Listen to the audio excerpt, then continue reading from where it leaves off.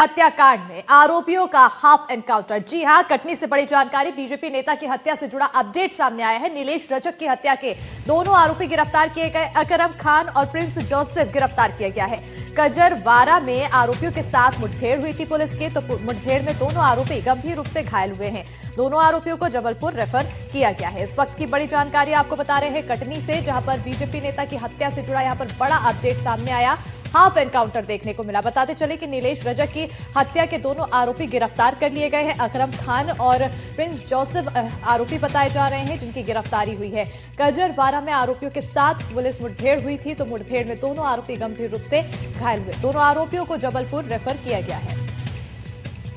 कल कैमूर में हुए हत्याकांड के दोनों आरोपियों को पुलिस ने कजरवाड़ा के पास गिरफ्तार किया गया है, और जिसमें गिरफ्तारी के दौरान दोनों आरोपियों के द्वारा फायरिंग की गई, जिसमें जवाबी फायरिंग में पुलिस के द्वारा भी फायरिंग की गई है, जिसमें 4 राउंड फायर किए गए हैं और दोनों आरोपी गंभीर रूप से घायल हैं, जो कि जबलपुर में रेफर किया गया है और जबलपुर में भर्ती है।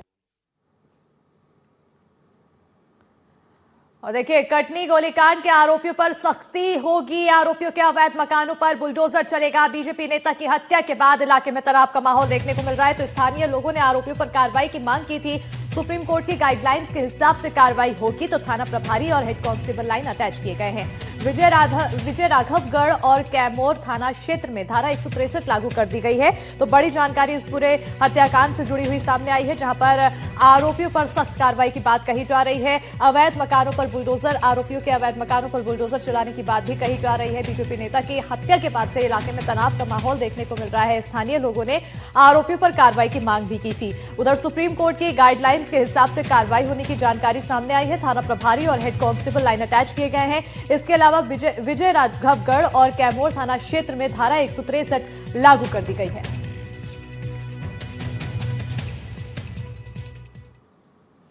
तो कटनी से ही अगली बड़ी खबर। कैमूर और विजय राघवगढ़ में धारा 163 लागू। सार्वजनिक जगहों पर 5 लोगों के जमा होने पर रोक है। कल हुए गोलीकांड के बाद बढ़ रहा है तनाव। बढ़ते तनाव को देखते हुए लगाई गई है धारा 163। बताते चले कि बीजेपी नेता की गोली मारकर हुई थी हत्या, जिसके बाद ये एक्शन लिया गया और धारा 163 लगाई गई है। सार्वजनिक जगहों पर 5 लोगों के इकट्ठा होने पर रोक लगा दी गई है।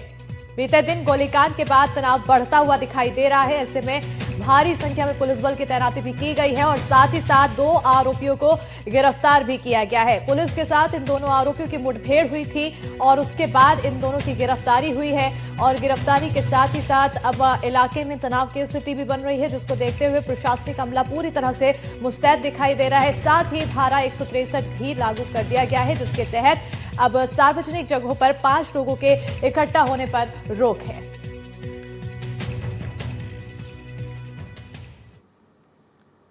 तो कटनी में बीजेपी नेता की हत्या के बाद से ही बवाल मचा हुआ है। विधायक संजय पाठक ने गोलीकांड के आरोपियों का घर गिराने और थाना प्रभारी पर मामला दर्ज करने की मांग की है। बताते चले कि बीजेपी पिछड़ा मोर्चा मंडल अध्यक्ष नीलेश उर्फ नीलू रजक की बाइक सवार 2 लोगों ने दिन दहाड़े गोली मारकर हत्या कर दी थी, जिसके बाद परिजनों और पार्टी कार्यकर्ताओं ने पुलिस प्रशासन के खिलाफ हंगामा करते हुए आरोपियों को पकड़ने और थाना प्रभारी पर कार्रवाई की मांग की है। एसपी ने थाना प्रभारी अरविंद चौबे को सस्पेंड करते हुए लाइन अटैच किया। उधर आरोपी के पिता ने घटना की जानकारी लगते ही फांसी लगाकर आत्महत्या कर ली, जबकि उसकी मां ने जहर खा लिया, जिसकी हालत गंभीर बताई जा रही है। अब हम आपको इस पूरे हत्याकांड से जुड़ी हुई 3 प्रमुख तस्वीरें दिखा रहे हैं। पहली तस्वीर देखिए, बीजेपी के बूथ अध्यक्ष की गोली मारकर हत्या की गई। ये पूरी घटना सीसीटीवी में रिकॉर्ड हुई, जहां पर आप देख सकते हैं किस तरह से वारदात को अंजाम दिया गया। दूसरी तस्वीर देखिए, हत्या को लेकर हंगामा भरपूर देखने को मिल रहा है। थाना प्रभारी इस पूरे मामले में लाइन अटैच किए गए हैं। तीसरी तस्वीर जो है वो ये दर्शा रही है कि आखिर किस तरह से यह हंगामा हुआ, और जब पूरी वारदात का खुलासा हुआ उसके बाद जो आरोपी के पिता है उन्होंने फांसी लगा ली और मां ने जहर खा लिया। फिलहाल हालत गंभीर बताई जा रही है। तो ये तीनों ही तस्वीर इस पूरे मामले पर प्रमुख तस्वीरें हैं, जिस पर हाईलाइट किया गया इस पूरे घटनाक्रम में अभी तक जो अपडेट सामने आई। वही दूसरी ओर जो पुलिसकर्मी हैं वो भी अपनी तरफ से तमाम एहतियात बरते हुए हैं। इलाके में जिस जगह पर इस हत्या की वारदात को अंजाम दिया गया वहां पर धारा 163 लागू की गई है। एक जगह पर सार्वजनिक जगहों पर 5 लोगों से ज्यादा के जुटने पर रोक लगाई गई है। बहुत अच्छा लड़का था कैमूर का। उसको कि स्कूल आते जाते समय में एक लड़का छेड़खानी बहुत करता है, परेशान करता है। ये डीएवी स्कूल के गेट पे जब नीलू रजक वहाँ पहुँचा तो एक मुस्लिम लड़का था, उसका नाम संभवतः अकरम बताया जाता है। उससे जो विवाद हुआ छेड़खानी को लेकर, तो उसने वहीं पे गेट के सामने स्कूल की तरफ यहीं पर बम पटक देंगे तेरे ऊपर। तो वहाँ कहासुनी बढ़ गई, उनका विवाद बढ़ गया। थाने पहुँचे तो थाने में भी उल्टा नीलू रजक के ऊपर ही कार्रवाई हुई, जो कि उस बिटिया के कारण वहाँ पे गया हुआ था। बाद में थाने में ही उस मुस्लिम लड़के ने नीलू रजक को बोला कि तेरे को बीच चौराहे पे गोली मारेंगे। और आज महीने 1.5 महीने के अंदर बीच चौराहे पे नीलू रजक को सिर्फ इसलिए गोली मार दी गई क्योंकि लव जिहाद के विरोध में उस लड़की की इज्जत आपको बचाने के लिए वहाँ पे गया। और इस पूरे मामले में ज्यादा जानकारी के साथ हमारे सहयोगी जबलपुर से संजीव चौधरी जुड़ चुके हैं, कटनी से हमारे सहयोगी राम बिहारी गुप्ता जुड़ चुके हैं। सबसे पहले राम बिहारी गुप्ता, आपकी ओर आना चाहूंगी। मौके पर कैसे हालात है, कितना तनावपूर्ण माहौल है, क्या कुछ स्थिति हालिया नजर आ रही है, ये बताएं। देखिए, कल जो जिस तरह से गोलीकांड के बाद लोगों में आक्रोश था और भीड़ जमा हो गई थी, लोग जो है उसी भीड़ को अब जो है रोकने के लिए जिला मजिस्ट्रेट ने धारा 163 लागू की गई है, जिसमें 5 या 5 से अधिक लोग एक साथ नहीं रह सकते हैं। और जो लोगों ने मांग की थी, जिस तरह उत्तर प्रदेश में योगी सरकार में आरोपियों पर, अपराधियों के घरों को ध्वस्त किया गया, बुलडोजर चला गया, वही मांग की गई थी। इस पर भी जो है कलेक्टर ने बताया था कि नगर परिषद कैमूर द्वारा आज जो है नोटिस जारी किया जाएगा और सामने वाले का पक्ष भी लिया जाएगा, उसके आधार पर कार्रवाई की जाएगी। तमाम सब चीजों को देखते हुए आज जो है धारा 163 लागू है। और वहीं पर यदि बात बता दें कि जो आरोपी है, जिसकी पकड़ने की मांग भी लोग कर रहे थे, पुलिस ने आज जो है शॉर्ट इनकाउंटर में दोनों जो है 4 राउंड फायरिंग की है और दोनों गिरफ्तार किए गए हैं। घायल अवस्था में उन्हें जबलपुर में भर्ती कराया गया है। वही मामले की जो अभी बता दें इसमें कि जो आरोपी प्रिंस था, उसके पिताजी ने आत्महत्या कर खुद फांसी लगाकर खुदकुशी कर ली थी और मां गंभीर रूप से घायल थी। और ये जो पूरा मामला है, आज अभी जो है घर गिराने की कार्रवाई जो भी है, जिस तरह से प्रशासन अभी कदम उठा रहा है, तो वहां पर पहले नोटिस बिल्कुल राम, क्योंकि प्रशासन की कार्रवाई अब देखने को मिल रही है, लेकिन वहीं दूसरी तरफ यहाँ पर काफी ज्यादा नाराजगी भी देखने को मिल रही है। संजीव जी, परिजनों की तरफ से क्या कुछ मांगे हैं, कहाँ कहाँ लूप होल्स दिखाई दिए हैं? अस्मिता, इस समय मैं विजरावगढ़ में हूँ। ये सारे आक्रोशित परिजन मेरे साथ खड़े हैं।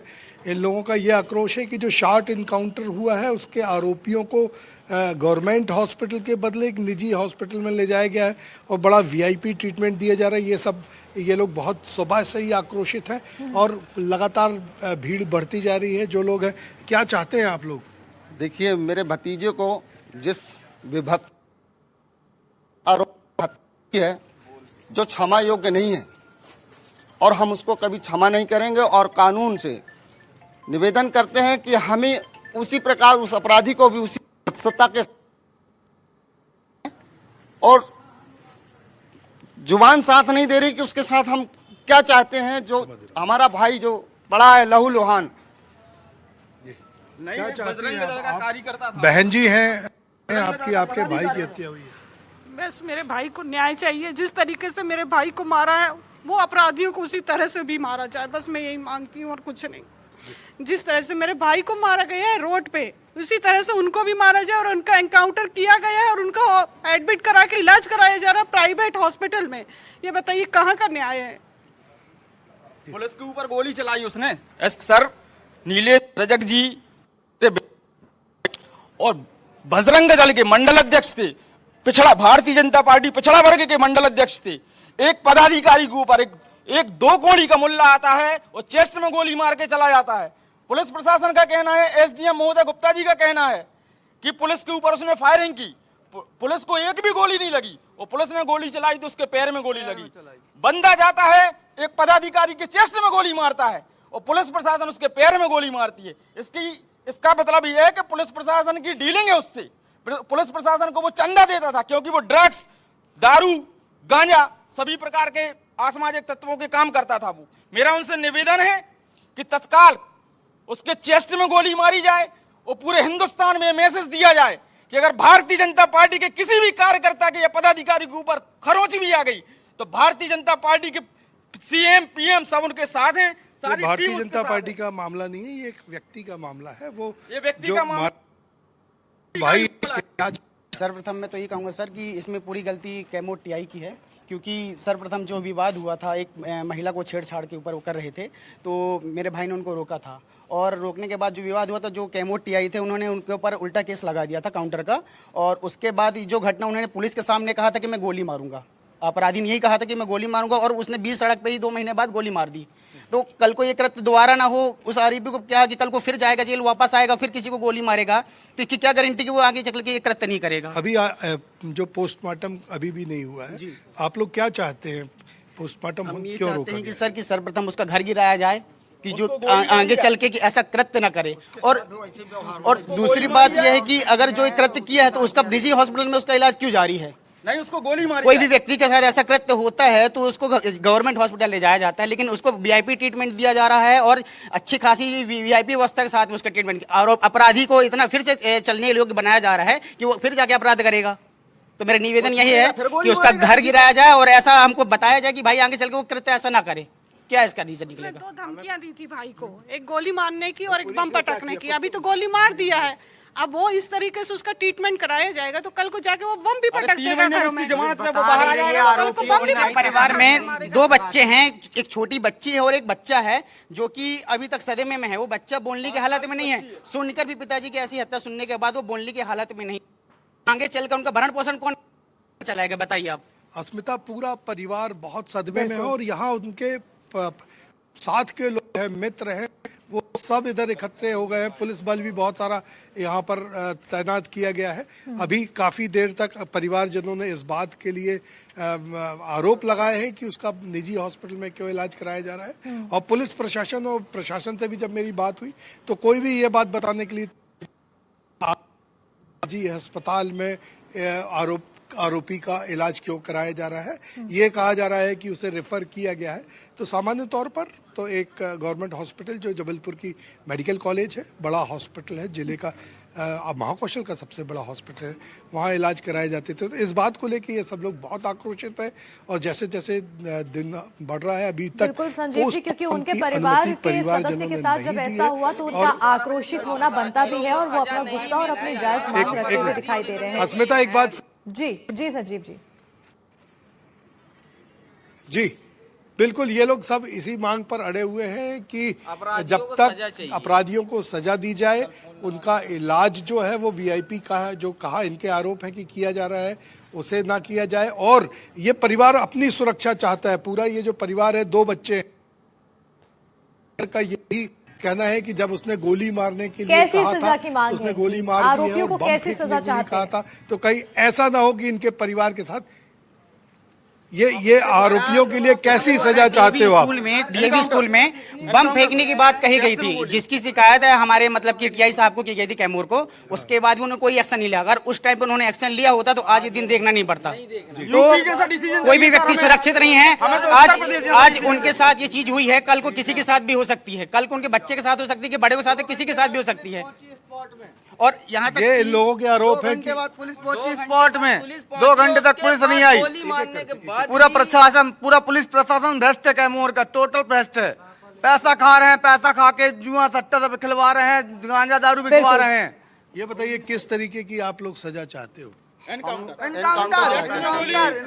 बिल्कुल संजीव जी, तो यहाँ पर एनकाउंटर की मांग की जा रही है, आक्रोश का भी भरा हुआ है, साथ ही साथ जो प्रशासनिक टीम है उनके साथ भी नाराजगी देखने को मिल रही है। लापरवाही का आरोप यहाँ पर लगाया जा रहा है, भ्रष्टाचार का आरोप लगाया जा रहा है। बहरहाल अब देखना होगा कि कार्रवाई में आगे क्या कुछ तथ्य निकलकर सामने आते हैं और इनकी मांग पर कितना संज्ञान लिया जाता है और क्या कुछ कार्रवाई होती है। बहरहाल बहुत शुक्रिया संजीव जी तमाम जानकारी देने के लिए, राम बिहारी गुप्ता जी तमाम जानकारी देने के लिए। खबरों में आगे